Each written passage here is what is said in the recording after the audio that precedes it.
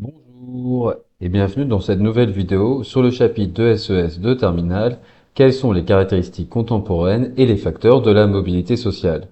Dans la vidéo précédente, on a vu un premier élément d'explication, un premier facteur de la mobilité sociale, les changements de la structure socio-professionnelle. Ce qui permet de distinguer la mobilité structurelle qui est causée par ces changements de la mobilité nette, en gros, le reste de la mobilité sociale, ce qui permet aussi de distinguer la mobilité structurelle de la fluidité sociale.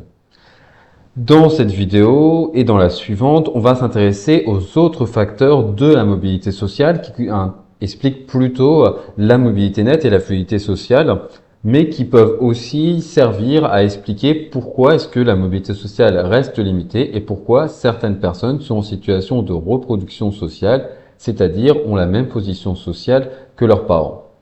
Dans cette vidéo en particulier, on va s'intéresser à l'école et se demander si l'école est un moteur de l'ascension sociale ou si, au contraire, elle contribue plutôt à reproduire les inégalités de génération en génération. Allez, c'est parti!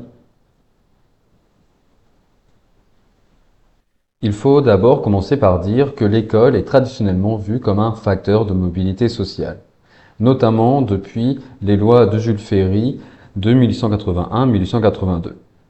On peut en effet dire que l'école porte une promesse méritocratique, c'est-à-dire qu'elle promet à tous les individus scolarisés de n'être évalués qu'en fonction de leur seul mérite, c'est-à-dire en fonction de leurs compétences personnelles et de leur travail personnel, et pas en fonction de différentes caractéristiques comme notamment leur origine sociale. Tout le monde est censé être égal face au travail scolaire, avoir les mêmes chances de réussite en fonction de son travail, éventuellement de compétences personnelles, et ensuite, ce diplôme est censé déterminer notre position sociale. Par l'intermédiaire de l'école, tout le monde est donc censé avoir les mêmes chances d'obtenir les mêmes positions sociales. Et l'école assurerait donc une certaine fluidité sociale. De fait, on observe de clairs effets du diplôme sur la position sur le marché du travail. Le diplôme exerce d'abord un rôle de protection contre le chômage. Sans faire disparaître totalement le risque de chômage, le diplôme permet de le diminuer, les personnes les moins qualifiées en termes de diplôme étant les plus vulnérables face à ce risque. De plus, le diplôme permet d'accéder à des emplois qualifiés, et ce notamment alors que les besoins des entreprises en main-d'œuvre qualifiée sont plus importants qu'auparavant. Ce rôle du diplôme est particulièrement fort en France où la formation initiale, donc en gros l'éducation pendant les études, joue un rôle particulièrement important alors que d'autres pays donnent plus de place à la formation continue et professionnelle après les études, mais sur toutes les formations que l'on peut faire. En France, c'est pas le cas, c'est clairement votre diplôme, votre niveau de diplôme à la fin de vos études qui va jouer le rôle le plus important. Si vous faites bien attention, vous aurez remarqué qu'il y a certaines choses comme ça qu'on a déjà dit, par exemple, dans le chapitre sur la structure sociale, où on a dit que justement le diplôme est un facteur de structuration de l'espace social, mais aussi euh, dans ce même chapitre sur les mutations de la structure socio-professionnelle quand on a parlé de l'augmentation du niveau de qualification. Ce document illustre très bien le lien entre diplôme et catégorie socio-professionnelle. On voit en effet que les personnes ayant un diplôme de l'enseignement supérieur long, donc un diplôme supérieur à un bac plus 3, sont surreprésentées parmi les cadres. Dans l'ensemble de la population, vous avez un peu moins de 20% de cadres, 19%, mais vous avez plus de 2 fois plus de cadres parmi les personnes diplômées de l'enseignement supérieur long. À l'inverse, les personnes n'ayant que le brevet ou aucun diplôme sont nettement surreprésentées dans les employés et ouvriers non qualifiés. 71% des individus n'ayant que le brevet ou n'ayant aucun diplôme sont employés ou ouvriers non qualifiés, alors que parmi l'ensemble de la population, cela concerne 22% des individus. Donc à nouveau, on est cette fois-ci sur 3 fois plus d'employés et ouvriers, ouvrières non qualifiés parmi les personnes n'ayant que le brevet, aucun diplôme par rapport à l'ensemble de la population. Donc c'est une nette surreprésentation. Cependant, le rôle de l'école dans la mobilité sociale doit être nuancé et ce pour plusieurs raisons. Tout d'abord, il faut évoquer la question des inégalités scolaires, qui est traitée de façon plus approfondie dans le chapitre sur l'école.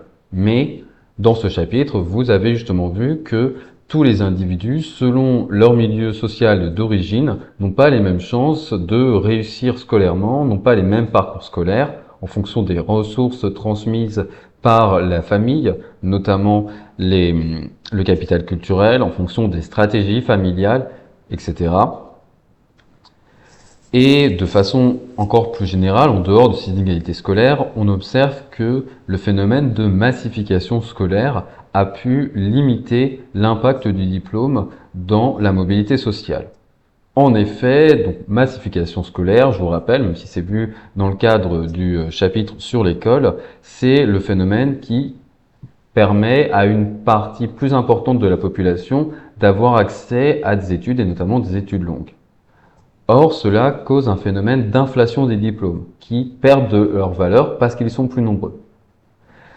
Les diplômes augmentent plus rapidement, notamment que les besoins des entreprises en main-d'œuvre qualifiée. Même si ces besoins augmentent, ils n'augmentent pas aussi rapidement que la part de la population qui fait des études supérieures.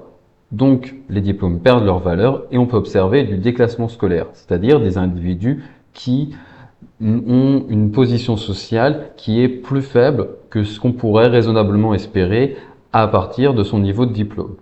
On parle aussi parfois du paradoxe d'Anderson pour dire que les individus ont un niveau d'éducation supérieur à celui de leurs parents, mais une position sociale égale, voire inférieure. Ce phénomène d'inflation des diplômes et d'augmentation du déclassement scolaire s'observe bien sur ce graphique qui vous montre l'évolution des cadres professions intermédiaires parmi les personnes ayant un bac+2. On observe en effet qu'en 1983, parmi l'ensemble des personnes ayant un bac+2 depuis 11 ans ou plus, 90% étaient cadres ou professions intermédiaires. 30 ans plus tard, environ, en 2021, vous avez moins de 70% de l'ensemble des personnes avec un bac+2 qui sont cadres ou professions intermédiaires. Une baisse donc de 20 points de pourcentage qui est significative. Dans cette vidéo, on vient donc à la fois de présenter les aspects positifs et le rôle moteur que pouvaient jouer l'école et le diplôme dans la mobilité sociale, mais aussi montrer les limites et les aspects plus négatifs. Évidemment, ce n'est pas contradictoire et ça nous amène simplement à dresser un bilan nuancé. Qu'on peut résumer par cette phrase: aujourd'hui, le diplôme est de plus en plus nécessaire, mais de moins en moins suffisant. Une phrase que vous retrouvez souvent dans des ouvrages de sociologie sur cette question, et je vais expliquer ce que ça signifie. D'un côté, le diplôme est de plus en plus nécessaire. C'est-à-dire que si vous n'avez pas de diplôme aujourd'hui, vous n'avez quasiment aucune chance d'avoir accès à des postes de cadre ou de profession intermédiaire. Auparavant, c'était possible parce qu'il n'y avait pas assez de personnes diplômées par rapport aux besoins de l'économie et donc en fonction de votre expérience professionnelle notamment, vous pouviez avoir ces chances de promotion sociale. Aujourd'hui, ce n'est plus le cas. Au contraire, il y a plus de personnes qualifiées, diplômées du supérieur que de besoins dans l'économie. Et donc, c'est parce que vous allez vous distinguer négativement si vous n'avez pas un de ces diplômes et vous allez vous exposer donc à un risque beaucoup plus fort qu'auparavant de chômage, d'accès à des emplois mal rémunérés et précaires. Mais donc, il faut avoir un diplôme pour vous protéger sur le marché du travail.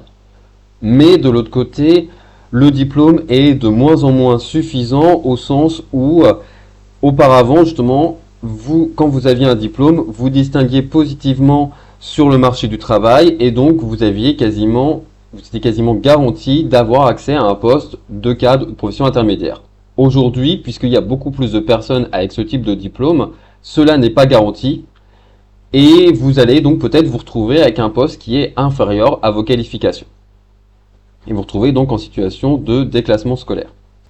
Pour bien comprendre cette situation, une métaphore qui est souvent utilisée dans les travaux sur le rôle du diplôme sur le marché du travail, c'est celle de la file d'attente. Il faut vous imaginer une file d'attente sur toutes les personnes qui cherchent un emploi et elles sont classées en fonction de leur niveau de qualification. On commence donc par embaucher les personnes les plus qualifiées et ensuite on descend en fonction des besoins. Quand vous Auparavant, vous aviez finalement plus de besoins que de personnes qualifiées, donc vous allez embaucher toutes les personnes qui sont qualifiées, puis ensuite, pour combler vos postes de cadre et de profession intermédiaire, vous allez prendre des personnes moins en fonction de leur diplôme et plus en fonction de leur expérience professionnelle. Aujourd'hui, puisque vous avez moins de besoins, en tout cas qu'il y a de personnes avec ces diplômes de l'enseignement supérieur, vous allez combler vos besoins, vous allez combler ces postes avant d'aller au bout de la file sur les personnes qui ont un diplôme du supérieur. Et ces personnes, vous allez donc leur donner des postes qui sont en dessous dans la hiérarchie professionnelle, donc plutôt des postes de soit profession intermédiaire mais plus faible, soit employé, ouvrier qualifié. Postes qui étaient auparavant occupés par des personnes avec un faible niveau de qualification, mais ces personnes vont se retrouver décalées dans cette file d'attente et finalement elles vont avoir accès qu'aux postes qui restent et souvent du coup des postes précaires mal rémunérés et donc elles vont se retrouver souvent au chômage. Dire que les diplômes sont à la fois de plus en plus nécessaires et de moins en moins suffisants permet aussi de comprendre les débats qu'il peut y avoir entre sociologues sur le déclassement scolaire. D'un côté, vous allez avoir des personnes comme Éric Morin qui vont dire que si vous comparez aujourd'hui les personnes qui ont un diplôme avec les personnes qui n'en ont pas, vous voyez bien le rôle protecteur que joue le diplôme et donc il n'y aurait pas de déclassement scolaire parce que cet écart entre diplômés et non diplômés était plus faible auparavant. Donc le fait que cet écart s'est accru et qu'il y a plus de risques si vous n'êtes pas diplômé, ça montrerait que le diplôme joue un rôle plus important et qu'il n'y aurait pas de déclassement scolaire. Vous avez au contraire des personnes comme Louis Chauvel qui vont comparer les emplois auxquels vous avez accès quand vous avez un diplôme et constater que aujourd'hui vous avez accès à des emplois de moins bonne qualité avec le même diplôme qu'auparavant. Auparavant, avec ce type de diplôme, avec un bac plus 3, bac plus 5, vous aviez accès à des emplois de meilleure qualité qu'aujourd'hui. Et donc dire, bon bah voilà, les emplois auxquels on a accès sont de moins bonne qualité, donc il y a du déclassement scolaire. Donc, tout dépend en fait, quelle comparaison est-ce qu'on fait. Est-ce qu'on compare juste les emplois auxquels on a accès avec le diplôme, donc la démarche de Louis Chauvel, et dans ce cas, oui, il y a du déclassement scolaire, ou est-ce qu'on compare l'écart entre les personnes diplômées et les personnes non diplômées, écart qui en effet a plutôt tendance à augmenter, et donc ce qui pousse des personnes comme Éric Morin à dire que du coup le déclassement scolaire a plutôt tendance à diminuer, le diplôme a joué un rôle plus important. Voilà, c'est déjà tout pour cette vidéo, j'espère qu'elle vous a plu, que vous avez bien compris donc quels sont les problèmes pour mesurer la mobilité sociale des femmes et quelles sont les différences avec les hommes, notamment selon que l'on compare la position sociale des femmes par rapport à celle de leur père ou par rapport à celle de leur mère. Si vous avez des questions, n'hésitez pas à les déposer dans les commentaires. N'oubliez pas de vous abonner si ce n'est pas déjà le cas, de laisser un petit like sur cette vidéo et moi je vous souhaite donc une bonne journée.